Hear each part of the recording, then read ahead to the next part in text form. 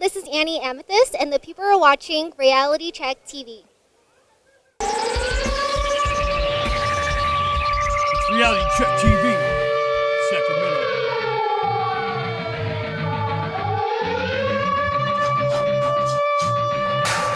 It's time for the reality check. We're at this amazing Sacramento Comic Con of pop culture, and this young lady is definitely popping.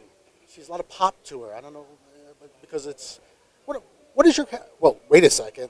I know what character this is. I'm Harley Quinn from the Suicide Club. Wow, and you certainly are. You certainly are. So what made you choose this character besides the obvious? I felt like the movie just came out kind of recently, so I just thought it was a good idea to just come as like an iconic character. So Harley Quinn, she's pretty like old school. She is. So Yeah. you know the history of how the character developed in that, or you just kind of like the look? I kind of just like the look, but I do kind of know like what kind of happened in her with the Joker and stuff like that. Mm-hmm. So yeah, and I feel like this is like the more modern day Harley Quinn, so it'll be perfect for the South culture. Yes, absolutely. So now this is you over here? Yeah, this is me. Wow. Well, tell the viewers your name. Hi, my name is Annie Amethyst. You guys can follow me on social media. Oh, you're one of the social media stars. Yeah, I'm actually an import model, so I go to a lot of car shows. Oh, okay. Yeah. Cool. Yeah, we used to work with people like that at booths when we did a lot of trade shows. So that's mainly your line of work is trade shows? Yeah, I do a lot of car shows, and I used to be a cosplayer, but I kind of stopped because the money's in the car shows, more fans and stuff like that, so yeah. So yeah, well, you'll have a lot of fans as your Harley Quinn character or just as yourself? Just as myself. I feel like I'm like kind of an anime character myself. Pink hair, big ass eyes. Big eyes. Big eyes. Yes. Very nice.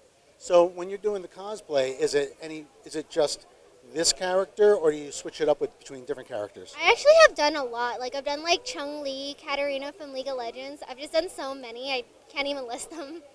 Yeah. So what was the original attraction for cosplay? Well, I've always been kind of like a nerd when I was younger, and I've actually gone to anime conventions since I was 16. So I started cosplaying when I was 16, and then it kind of just built up from there.